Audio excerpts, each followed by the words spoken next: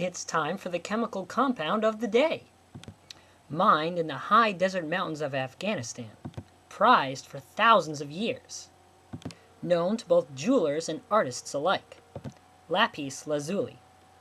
In 2006, I bought some cheap lapis chip beads.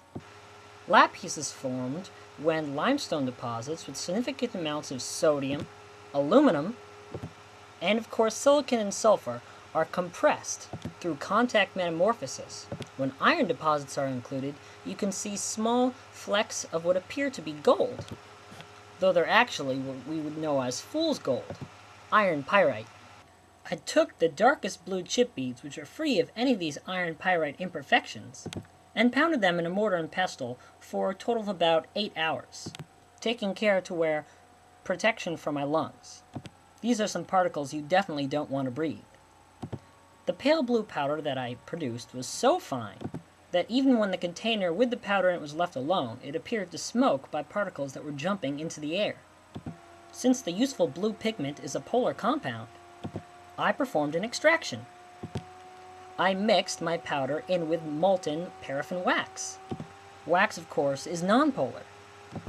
At the same time, I took some potassium hydroxide that I made by steeping ashes from a wood stove in water, and then filtering and boiling the fluid down.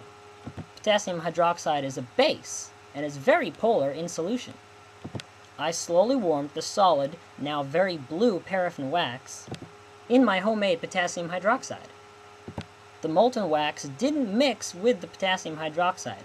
However, the blue in it did start to go into solution along with the potassium hydroxide. Once the heavier watery layer had turned a deep blue color, and the paraffin was looking decidedly unblue, I allowed the mixture to cool. I pulled off the cake of now pale blue wax, and allowed my potassium hydroxide and pigment mixture to settle for several days. Finally, I had a layer of blue along the bottom, and a clear fluid above it. The fluid was poured off, and the blue paste at the bottom mixed with more water. It took several more days to settle again, but this time faster, because the solution wasn't nearly as polar, since most of the potassium hydroxide had been removed. This next flush of water was also poured off, and the blue paste pigment allowed to dry. My mortar and pestle made short work of the flakes of dried bluish-looking mud at the bottom. Only mud is hardly how you would describe it. It was in fact one of the brightest blues I'd ever seen. True, natural ultramarine. I didn't mean to rhyme there, but whatever. I had just enough to fill an empty vial, which used to contain saffron, a spice. I corked it and sealed the cork in place using pine pitch. And here it is, the finished product.